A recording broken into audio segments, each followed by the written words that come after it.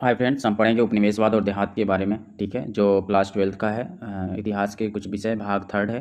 पहला चैप्टर है इसका उपनिवेशवाद और देहात, सरकारी अभिलेखों का अध्ययन, जिसे हम कहेंगे आधुनिक भारत का इतिहास। ठीक है, तो ये हमारे क्लास 12th के लिए काम आ जाएगा और कम्पिटिटिव एग्जाम जो आएंगे उसके लिए बहुत ही हेल्पफुल होने वाला है। तो हम शुरू इस अध्याय में हम क्या पढ़ेंगे कि औपनिवेशिक शासन का अर्थ उन लोगों के लिए क्या था जो देहात में रहते थे। ठीक है, इस अध्याय के माध्यम से हम बंगाल के जमींदारों से मिलेंगे, उन राजमहल की पहाड़ियों का यात्रा करेंगे जिन पहाड़ियों में संथाल के लोग रहते थे, और फिर हम कहाँ जाएंगे, दक्कन में जाएंगे। ठीक, और यहाँ पे हम देखेंगे कि ईस्ट इंडिया कंपनी ने देहात में अपना राज कैसे स्थापित किया, अपनी राजस्व नीतियों को कैसे कार्यान्वित किया, और भिन्न भिन्न वर्ग के लोगों के लिए इन नीतियों का क्या क्या मतलब था, और उन्होंने रोजमर्रा की ज़िंदगी को कैसे बदल दिया था। ये सारी चीज़ें हम इसमें पढ़ेंगे।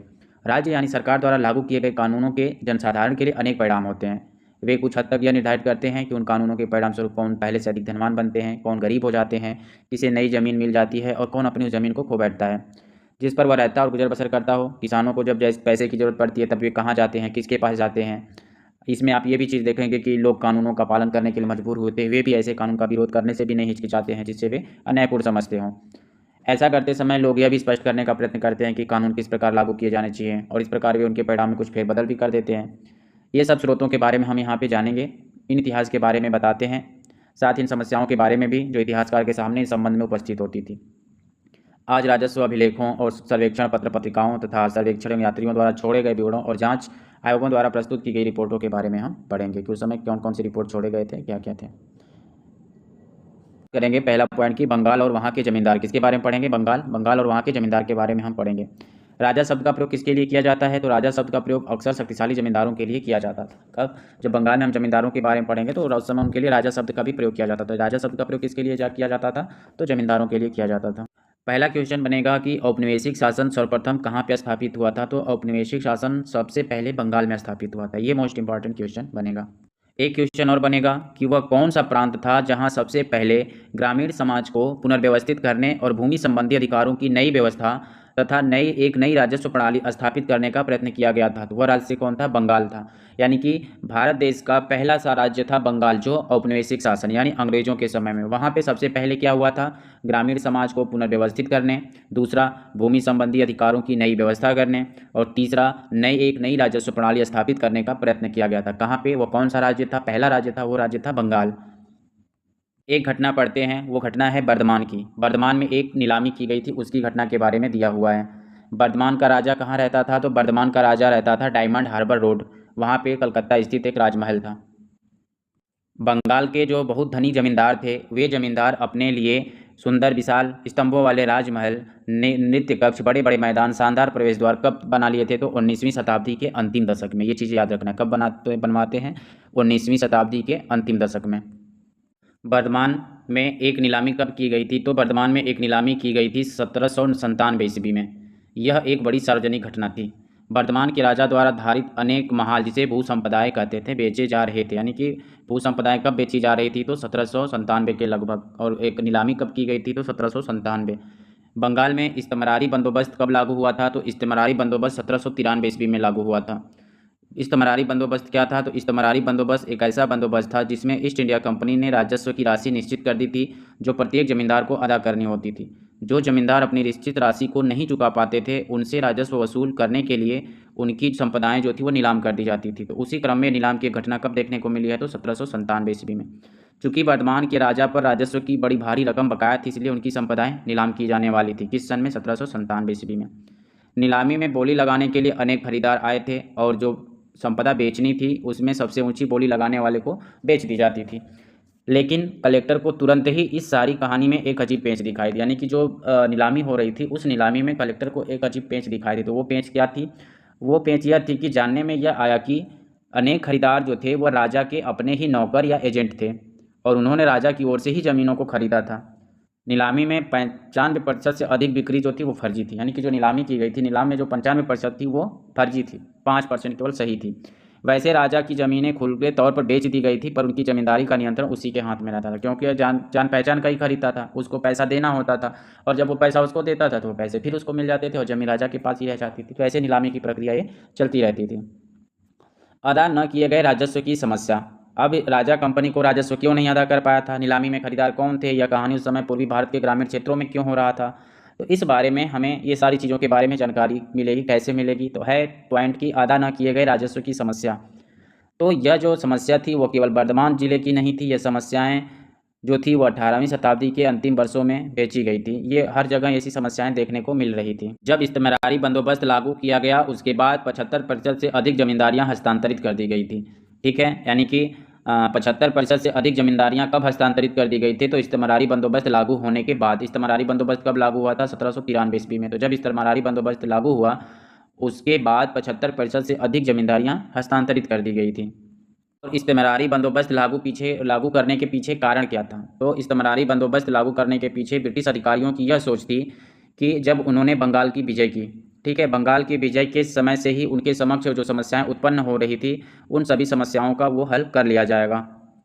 के सामने समस्या कैसे आई थी? तो उनके सामने समस्या आई थी कि 1770 के दशक तक आते आते बंगाल में बार बार अकाल पड़ रहे थे। बार बार अकाल पड़ने की वजह से खेती की पैदावार घट जा रही थी और अधिकारी लोग ऐसा सोचते थे कि खेती, व्यापार और राज्य के राजस्व संसाधन सब तभी विकसित किए जाएंगे जब कृषि में निवेश किया जाएगा और उसमें प्रोत्साहन किया जाएगा। और ऐसा तब किया जाएगा जब संपत्ति के अधिकार प्राप्त करने के लिए जाएंगे और राजस्व मांग की दरों को अस्थायी रूप से कर दिया जाएगा तब। तो उनकी ये सोच थी, इसलिए इस्तेमारी बंदोबस्त को इन्होंने लागू किया था। इसके पीछे इनका सोच था, जो ब्रिटिश अधिकारी थे, जिलाधिकारी थे, उन्होंने सोचा कि इस्तेमारी बंदोबस्त अगर हम लागू कर देंगे तो इससे क्या होगा कि राजस्व मांग की दरों को अस्थायी रूप से अगर तय कर दिया जाएगा तो राज्य की जो राजस्व मांग है वो अस्थायी रूप से निर्धारित कर दी जाएगी कि हमें ये अस्थायी कर निर्धारित है, आपको ये कर इतने दिन तक जमा करना है।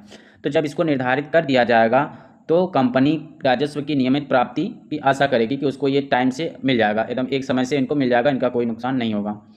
ठीक है, और इसके साथ क्या होगा कि जो उद्यमकर्ता होंगे वो अपनी पूंजी निवेश से एक निश्चित लाभ कमाने की उम्मीद रख सकेंगे, क्योंकि एक टाइम पे उनको मिल जाएगा। तो इसलिए उद्यमकर्ता होगा वो निवेश करेगा उसमें और राज्य अपने दावे में वृद्धि करके लाभ की राशि नहीं छीन सकेगा। ठीक, क्योंकि अगर उद्यमकर्ता निवेश करता है, एक अस्थायी राशि अगर निर्धारित हो जाएगी तो उद्यमकर्ता क्या करेगा कि 10 रुपया उसको मिलेगा तो वो क्या करेगा, निवेश करेगा। 15 रुपया कमाना चाहेगा अच्छा उत्पादन करके तो 10 रुपया उसको दे देगा, 5 रुपये का इसको फायदा होगा। और राज्य अगर निर्धारित कर दिया तो राज्य गलती नहीं करेगा कि नहीं ज़्यादा उत्पादन हो तो हम बढ़ा के मांग लें। ठीक है, तो वो राशि छीनने का कोशिश नहीं करेगा। तो अधिकारियों को इसके चलते यह आशा हुई कि अस्थायी बंदोबस्त हो जाएगा तो इस प्रक्रिया से छोटे किसान, जिनको योमन कहा जाता था, छोटे किसान को क्या कहा जाता था, योमन कहा जाता था। तो इससे क्या होगा, छोटे किसान और धनी भूस्वामियों का एक ऐसा वर्ग उत्पन्न होगा जिसके पास कृषि में सुधार करने के लिए पूंजी होगी और उद्यम, दोनों चीज़ हो जाएंगे उनके पास अगर अस्थायी बंदोबस्त हो। ये किसकी सोच थी? ये ब्रिटिश अधिकारियों की सोच थी। साथ साथ अधिकारियों को यह भी उम्मीद थी कि अगर अस्थायी बंदोबस्त हो जाएगा तो उससे लाभ पाने के लालच में जो किसान होगा, जो राजा होगा, भूस्वामी होगा, वो क्या करेगा, पालन जो होगा, पोषण जो होगा और प्रोत्साहन पाकर यह वर्ग कंपनी के प्रति क्या हो जाएगा, वफादार बन जाएगा। इन्होंने तो नियम बना दिया, अंग्रेजों ने, जो ब्रिटिश अधिकारी थे उन्होंने तो नियम बना दिया कि हम अस्थायी बंदोबस्त लगा देंगे तो ये सारी चीज़ें हमें मिलती रहेंगी। तो अब उनके सामने समस्या ये थी कि किन व्यक्ति पे विश्वास किया जाए, कौन वो व्यक्ति है जो कृषि में सुधार करने के साथ साथ राज्य को निर्धारित राजस्व अदा करने का ठेका लेगा। उनके सामने सबसे बड़ी समस्या ये थी, क्योंकि कंपनी के साथ और जो वहाँ पे राजा थे, जो किसान थे, इन सब के साथ क्या चल रहा था, लड़ाई चल रहा था। ठीक है, लंबे वाद विवाद कंपनी के अधिकारियों के बीच। ठीक है, कंपनी के अधिकारियों के बीच परस्पर लंबे वाद विवाद के बाद, यानी ये जो व्यवस्था लागू करनी थी तो कंपनी के व्यापारियों के बीच वाद विवाद चला। ठीक है, व्यापारियों के नहीं, जो अधिकारी थे उनके बीच वाद विवाद चला। और इसके बाद भी क्या हुआ कि बंगाल के राजाओं और तालुकदारों के साथ इस्तेमारी बंदोबस्त लागू कर दिया गया। तो अब इस्तेमारी बंदोबस्त दे दिया गया किसको, राजाओं को और तालुकदारों के साथ। पूछ देगा कि बंगाल में किसके साथ इस्तेमारी बंदोबस्त लागू किया गया, तो बंगाल में राजाओं और तालुकदारों के साथ इस्तेमारी बंदोबस्त लागू किया गया। अब उन्हें जमींदारों के रूप में वर्गीकृत किया गया। ठीक है, यानी कि जो राजा थे और तालुकदार थे उनको किस रूप में वर्गीकृत किया गया, तो उनको जमींदारों के रूप में वर्गीकृत किया गया और उन्हें सदा के लिए एक निर्धारित राजस्व मांग को अदा करना था। ठीक है, यानी एक निर्धारित राजस्व कर दिया गया, राजस्व निर्धारित कर दिया गया कि आपको इतना जमा करना है। इस परिभाषा के अनुसार जो जमींदार गांव में थे वो भूस्वामी नहीं था। ठीक है, जमींदार गांव में भूस्वामी नहीं है। क्या है, जब इस्तेमारी बंदोबस्त लागू किया गया तो जो जमींदार था गांव का, वो अब जमींदार नहीं रहा अधिकारियों की नज़र में। वो अब क्या हो गया, अब वह राज्य का राजस्व समाहर्ता यानी संग्रहकर्ता मात्र था। ठीक है, वो क्या था, वो जमींदार के रूप में वर्गीकृत किया गया कब, जब लागू किया गया। लेकिन जमींदार गांव का वो नहीं रहा, वो क्या हो गया, अब वो ब्रिटिश का अधिकारी रूप में राजस्व का संग्रहकर्ता हो गया। इसे इन्होंने कहा कि ये जो जमींदार होंगे वो उनके वफादार हो जाएंगे। ये सब जमींदार के नीचे कई गांव होते थे, लगभग कितने गांव हो जाते थे, कभी कभी तो इनके नीचे 400 गांव होते थे। कंपनी ने क्या हिसाब लगाया था, कंपनी ने हिसाब लगाया था कि एक जमींदार के भीतर आने वाले जितने गांव हैं उन सभी गांव को मिलाकर एक संपदा का रूप निर्धारित किया जाएगा। ठीक है, किसका विचार था? कंपनी ने हिसाब लगाया था। इस तरह से राजा के अंतर्गत जितने गांव आते थे उस पूरे गांव पर, ठीक है, उस पूरे गांव पर कंपनी क्या करती थी? कुल मांग निर्धारित करती थी। पहले तो कंपनी लगा दिया कि राजा के अंतर्गत जितने गांव आ रहे हैं उसके ऊपर कंपनी ने राशि निर्धारित किया, ठीक है, कि इतने गांव का जोड़ के आप मुझे दोगे। अब फिर उसके बाद जमींदार अपने तरफ से निर्धारित करेगा कि उसको प्रत्येक गांव से कितनी कितनी राशि वसूल करनी है। कंपनी राजस्व का स्वरूप, यानी कंपनी जो था वो जमींदार से क्या अपेक्षा करता था? तो कंपनी जमींदार से यह अपेक्षा करता था कि वह कंपनी को नियमित रूप से राजस्व राशि अदा करेगा, और यदि वह ऐसा नहीं करेगा तो वो उसकी संपदा नीलाम की जा सकेगी। यह घटना कब देखने को मिली थी नीलामी की? तो 1779 ईस्वी में, नहीं 1797 ईस्वी में। इस्तेमरारी बंदोबस्त किसने लागू किया था बंगाल में? तो इस्तेमरारी बंदोबस्त लागू किया था लॉर्ड कॉर्नवालिस ने। कब लागू किया था? 1793 ईस्वी में। उस समय लॉर्ड कॉर्नवालिस क्या था? उस समय वो बंगाल का गवर्नर जनरल था। इससे पहले ये लॉर्ड कॉर्नवालिस कहाँ पे अपना सेवा दे चुका था? तो इससे पहले लॉर्ड कॉर्नवालिस अमेरिका के स्वतंत्रता संग्राम के दौरान ब्रिटिश सेना का कमांडर था। लॉर्ड कॉर्नवालिस का 1785 में किसने द्वारा चित्र बनाया था? तो लॉर्ड कॉर्नवालिस का 1785 में थॉमस गेंसबोरो द्वारा चित्र बनाया गया। अब तो एक राशि निर्धारित हो गई कि अंग्रेजों ने राशि निर्धारित कर दी कि आपको शाम होने तक जो डेट दिया गया उतना समय तक हमें राशि मिल जानी चाहिए। तो अब क्या हुआ? जब सब कुछ निर्धारित हो गया तो पॉइंट 1.3 क्या पूछ रहा है कि राजस्व राशि के भुगतान में जमींदार क्यों चूक करते थे। यानी कि जब एक डेट पीरियड निर्धारित हो गया, जब उसका नाम ही हो गया अस्थायी बंदोबस्त, तो एक अस्थायी टाइम पीरियड में मान लिया गया, तो अब उसमें राजस्व को देने में देरी क्यों हो रही थी, क्यों चूक कर रहे थे? तो जैसा कि हमने पहले पढ़ा उसमें दिया था कि इस्तेमरारी बंदोबस्त क्यों लागू किया गया था, स्थायी बंदोबस्त। क्या सोच थी ब्रिटिशों की?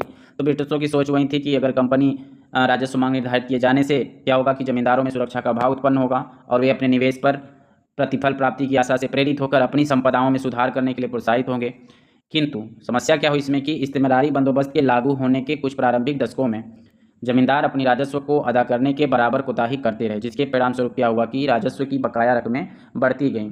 जमींदार की इस सफलता के कई कारण थे, ठीक है, यानी सफलता असफलता के कई कारण थे कि राजस्व राशि के भुगतान में जमींदार क्यों चूक करते थे। तो इसके कई कारण थे। क्या कारण थे? पहला कारण था कि जो प्रारंभिक मांगें थी उसकी दर बहुत ऊंची थी, क्योंकि ऐसा महसूस किया गया था कि यदि मांग को आने वाले संपूर्ण समय के लिए निर्धारित किया जा रहा है तो आगे चलकर कीमतों में बढ़ोतरी होने और खेती का विस्तार होने से आय में वृद्धि हो जाने पर भी कंपनी उस वृद्धि में अपने हिस्से का दावा कभी नहीं कर सकेगी।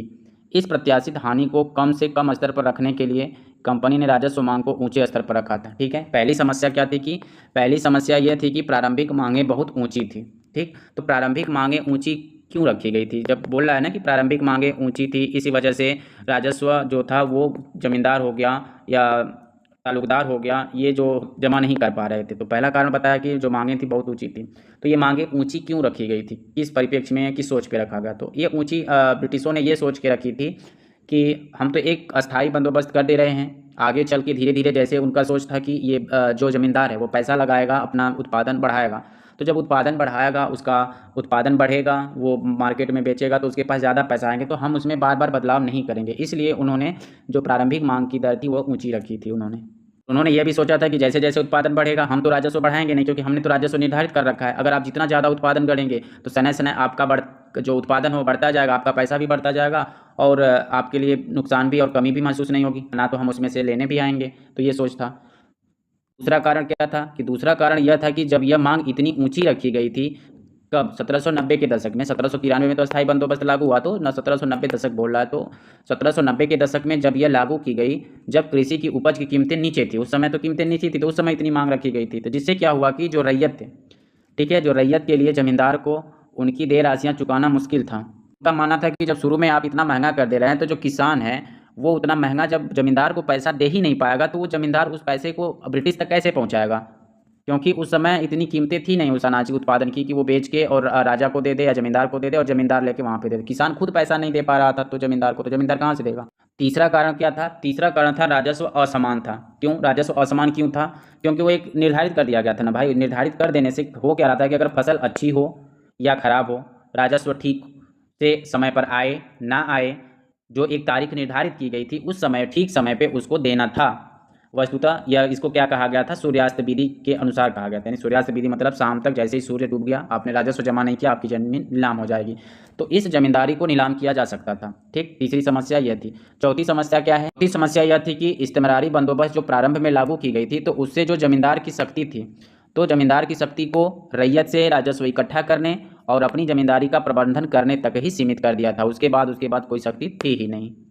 कंपनी जो थी वो जमींदार को छूट तो दे रही थी, ठीक है, रियायत भी दे रही थी, उनको पूरा महत्व भी दे रही थी, राजस्व वसूलने के लिए सारी चीज़ें छूट दे रही थी, लेकिन कंपनी भी जो थी वो जमींदार के ऊपर नियंत्रण रखना चाहती थी, उसका विनियमित करना चाहती थी, उसको सत्ता को अपने बस में करना चाहती थी और उनका जो स्वायत्तता मिली हुई थी उसको वह सीमित करना चाहती थी। साथ ही साथ जो जमींदार की सैन्य टुकड़ियाँ थी उनको भी भंग कर दिया गया, सीमा शुल्क समाप्त कर दिया गया और उनके कचहरियों को कंपनी द्वारा जो नियुक्त कलेक्टर की देखरेख में रख दिया गया। यानी जो कचहरी पहले जमींदार देखते थे उनको किसकी देखरेख में रख दिया गया, तो कलेक्टर की देखरेख में और जमींदार से स्थानीय न्याय और स्थानीय पुलिस की व्यवस्था करने की शक्ति भी छीन ली गई। इसके चलते क्या हुआ कि इसके चलते जो जमींदार के पास इतनी सारी शक्तियाँ थी उस सारी शक्तियों को उन्होंने सीमित कर दिया और उस पर प्रतिबंधित लगा दिया। जब जमींदार के इन शक्तियों को उन्होंने रोक लगा दिया तो किसके पास शक्ति चली गई, तो ये सारी शक्तियाँ समय के साथ साथ कलेक्टर का कार्यकाल सत्ता का एक विकल्पी केंद्र के रूप में सामने आ गया। यानी कलेक्टर जो था उस समय धीरे धीरे पावरफुल हो गया। इसी क्रम में एक घटना देखने को मिलता है। क्या देखने को मिलता है कि जैसे ही एक राजा राजस्व का भुगतान नहीं कर सका तो एक कंपनी अधिकारी को तुरंत स्पष्ट अनुदेश मिला, ठीक है, कि जमींदारी में भेज दिया गया, उस राजा की जमींदारी में जिसने राजस्व जमा नहीं किया था, और उसको आदेश मिला कि जिले का पूरा कार्यभार अपने हाथ में ले लो और राजा तथा उसके अधिकारियों के संपूर्ण प्राधिकार को खत्म कर दो, ठीक है, और जल्दी से जल्दी प्रभावशाली कदम उठाओ। यह आदेश मिला था उसको, किसको, जिले के अधिकारी को। राजस्व इकट्ठा करने के समय जमींदार का एक अधिकारी क्या था, तो राजस्व इकट्ठा करने के समय जमींदार का एक अधिकारी होता था जिसे आमतौर पर अमला कहा जाता था। मोस्ट इंपॉर्टेंट क्वेश्चन कि राजस्व वसूलने में जमींदार के साथ जो अधिकारी नियुक्त किया गया था उसको क्या कहा जाता था, उसको अमला कहा जाता था, जो गाँव में आता था। लेकिन राजस्व संग्रहण एक पारिवार्षिक समस्या थी। फसल खराब हो जाने से कीमतें जो होती है कारण किसानों के लिए अपने देय राशियों का भुगतान करना बहुत कठिन हो जाता था। कभी कभी ऐसा भी होता था कि रैयत जानबूझकर भुगतान में देरी कर देते थे। धनवान रैयत और गांव के मुखिया जोतदार और मंडल जमींदार, जो गांव के मुखिया क्या कहलाता था, गांव का मुखिया जोतदार कहलाता था और मंडल क्या कहलाता था, जमींदार, वो परेशानी में देखकर बहुत खुश होते थे।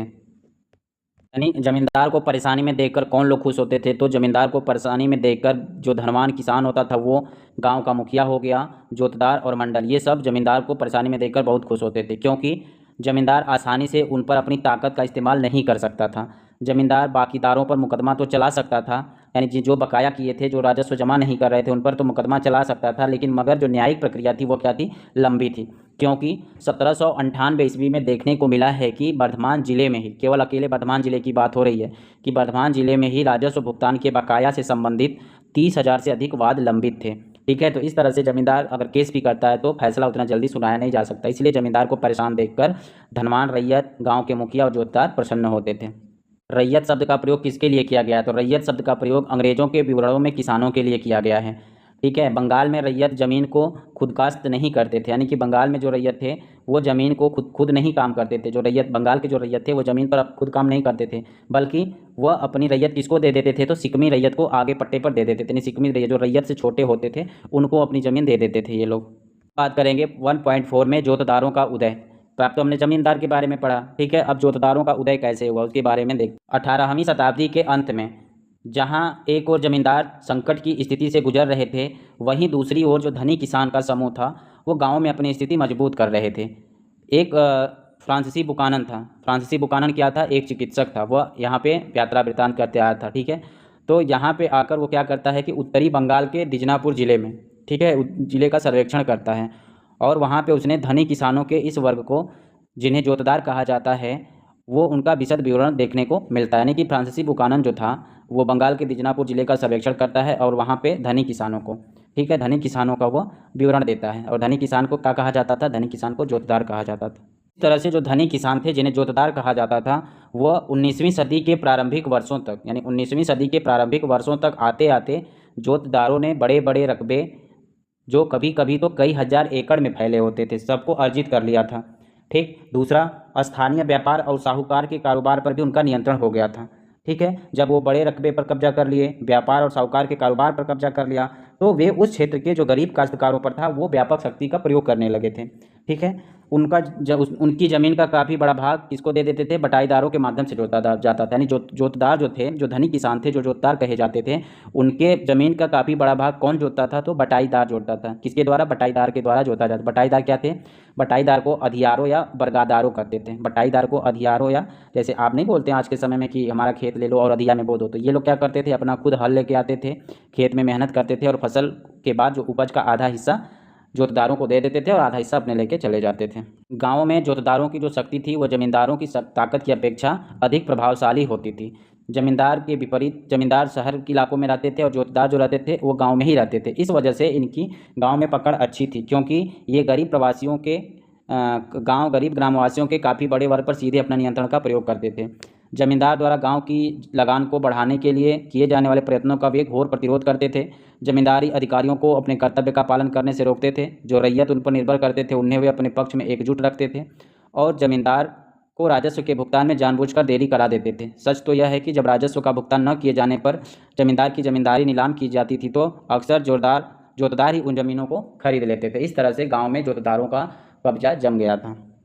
इस तरह से हम देखते हैं कि जोतदार काफ़ी प्रभावशाली थे। तो एक प्रश्न उठेगा कि जोतदार जो थे वो सबसे अधिक शक्तिशाली कहाँ पर थे, तो जोतदार जो सबसे अधिक शक्तिशाली थे वो उत्तरी बंगाल में शक्तिशाली थे। जमींदार की बात नहीं हो रही, जोतदार की बात हो रही है। जो जमींदार जो रहता था वो शहर में रहता था, जोतदार गाँव में रहता था और गाँव में अपना शक्तिशाली दायरा बना रखा था। तो जोतदार सबसे अधिक शक्तिशाली किधर थे, तो वो उत्तरी बंगाल में थे। ठीक है, अब तो जान लिए कि जो जोतदार थे वो अपने आप को प्रभावशाली बना लिए थे। इनके साथ साथ एक वर्ग और भी था जो अपने आप को ऊपर उठा रहा था। वो कौन था, धनी किसान और गांव के मुखिया लोग भी। ठीक है, यानी धनी किसान हो गया और गांव का मुखिया लोग भी बंगाल के अन्य भागों के देहाती इलाकों में प्रभावशाली बनकर उभर रहे थे। कुछ जगहों पर उन्हें हवलदार कहा जाता था और कुछ अन्य स्थानों पर वे गांटीदार या मंडल कहलाते थे। यानी कि जो धनी किसान और गांव के जो मुखिया थे वो कुछ जगह अपने आप को ऊपर उठा रहे थे, यानी आगे बढ़ रहे थे।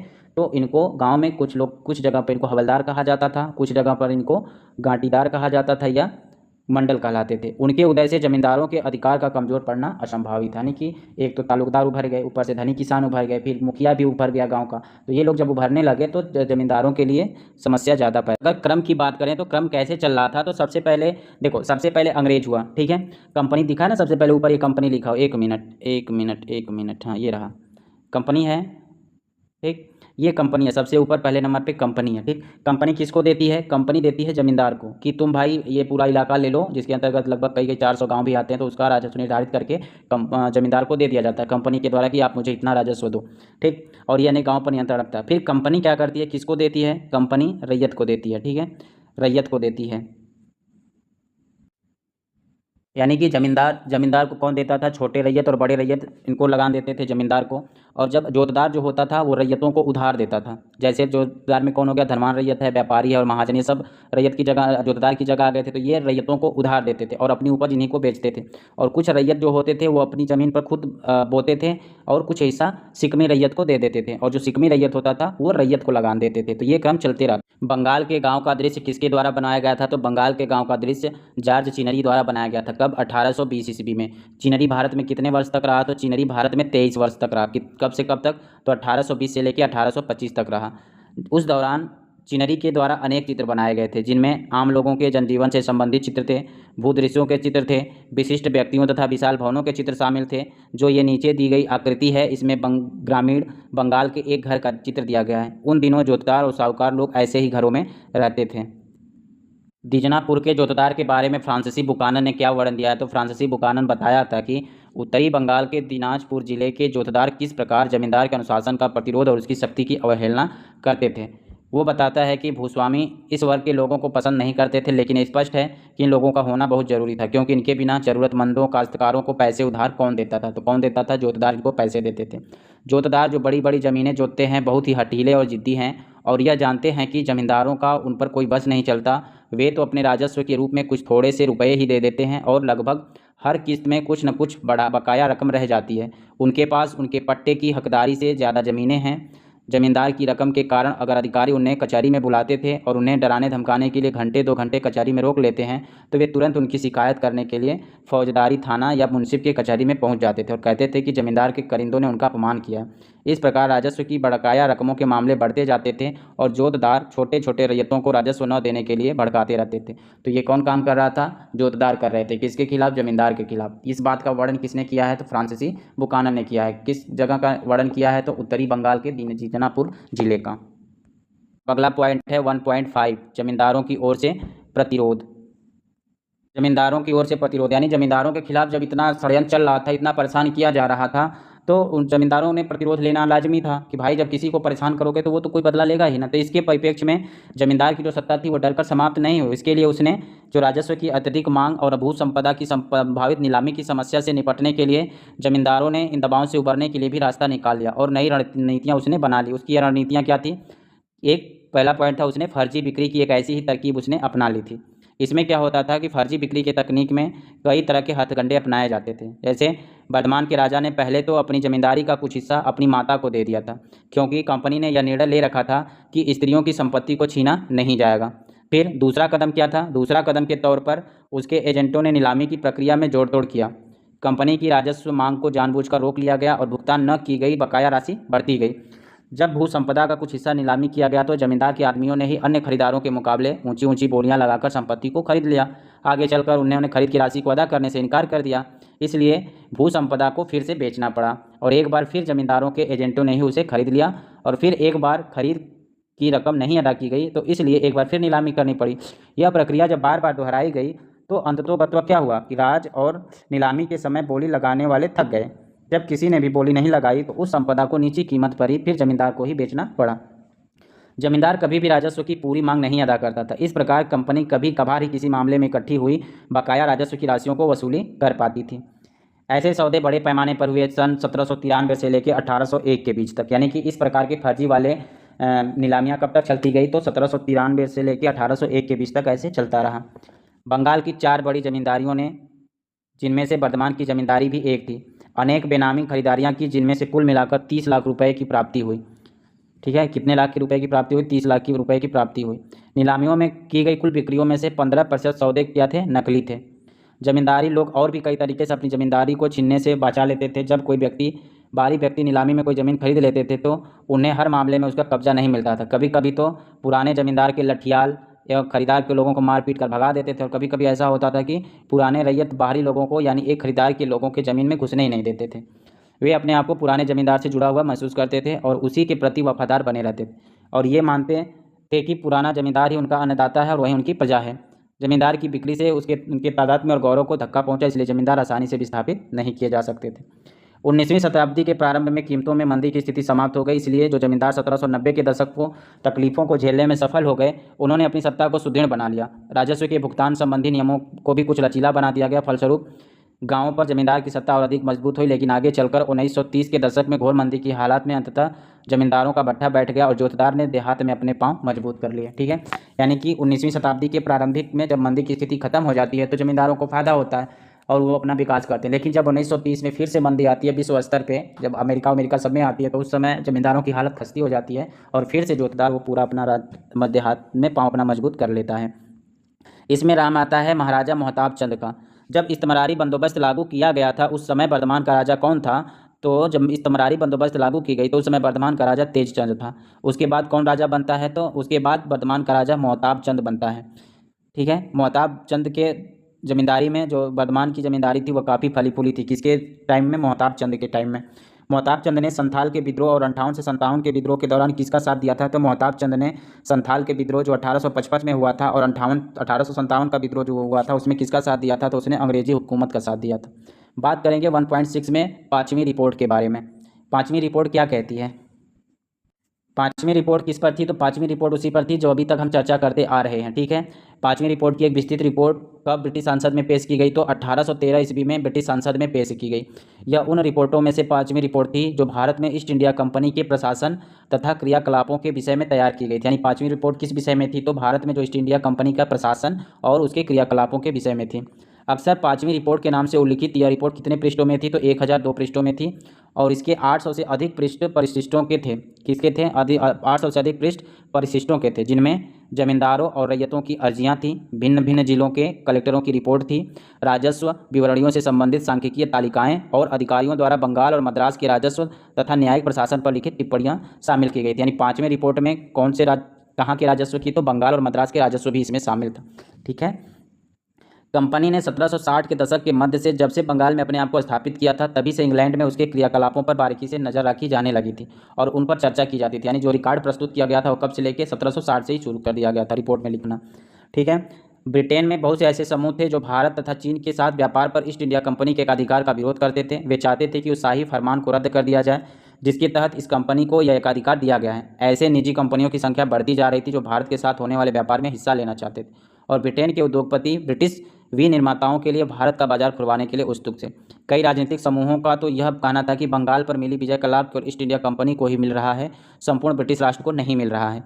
कंपनी के कुशासन और अव्यवस्थित प्रशासन के विषय में प्राप्त सूचना पर ब्रिटेन में गर्मागर्म बहस छिड़ गई और कंपनी के अधिकारियों के लोभ लालच और भ्रष्टाचार की घटनाओं को ब्रिटेन के समाचार पत्रों में व्यापक रूप से उछाला गया। ब्रिटिश सांसद ने भारत में कंपनी के शासन को विनियमित और नियंत्रित करने के लिए 18वीं शताब्दी के अंतिम दशकों में अनेक अधिनियम पारित किए। कंपनी को बाध्य किया गया कि वह भारत के प्रशासन के विषय में नियमित रूप से अपनी रिपोर्ट भेजा करे और कंपनी के कामकाज की जांच करने के लिए कई समितियां नियुक्त की गई थी। 5वीं रिपोर्ट एक ऐसी रिपोर्ट है जो एक प्रवर समिति द्वारा तैयार की गई थी। यानी 5वीं रिपोर्ट किस समिति के द्वारा तैयार की गई थी, तो एक प्रवर समिति के द्वारा तैयार की गई थी। यह रिपोर्ट भारत में ईस्ट इंडिया कंपनी के शासन के स्वरूप पर ब्रिटिश संसद में गंभीर वाद विवाद का आधार बनी। 18वीं शताब्दी के अंतिम दशक में ग्रामीण बंगाल में क्या हुआ, इसके बारे में हमारी अवधारणा लगभग 1.5 शताब्दी तक इस 5वीं रिपोर्ट के आधार पर ही बनती सुधरती रही। 5वीं रिपोर्ट में उपलब्ध साक्ष्य बहुमूल्य, लेकिन ऐसी कि सरकारी रिपोर्टों को सावधानीपूर्वक पढ़ना और समझना चाहिए। हमें यह जानने की जरूरत है कि रिपोर्ट किसने और किस उद्देश्य से लिखी है। वास्तव में आधुनिक शोधों से पता चलता है कि 5वीं रिपोर्ट में दिए गए तर्कों और साक्ष्यों को बिना किसी आलोचना के स्वीकार नहीं किया जा सकता। शोधकर्ताओं ने ग्रामीण बंगाल में औपनिवेशिक शासन के बारे में लिखने के लिए बंगाल के अनेक जमींदारों और अभिलेखागारों तथा जिलों के स्थानीय अभिलेखों को सावधानीपूर्वक जांच की है। उनसे पता चलता है कि 5वीं रिपोर्ट लिखने वाले कंपनी के कुप्रशासन की आलोचना करते हुए तुले हुए, इसलिए 5वीं रिपोर्ट में परंपरागत जमींदारी सत्ता के पतन का वर्णन अतिरंजित है और जिस पैमाने पर जमींदार लोग अपनी ज़मीन खोते जा रहे थे उसके बारे में भी बढ़ा चढ़ाकर कहा गया है। जैसा कि हमने देखा, जब जमींदारी नीलाम की जाती थी तब भी जमींदार नए नए हथकंडे अपनाकर अपनी जमींदार को बचा लेते थे और बहुत कम मामलों में विस्थापित होते थे।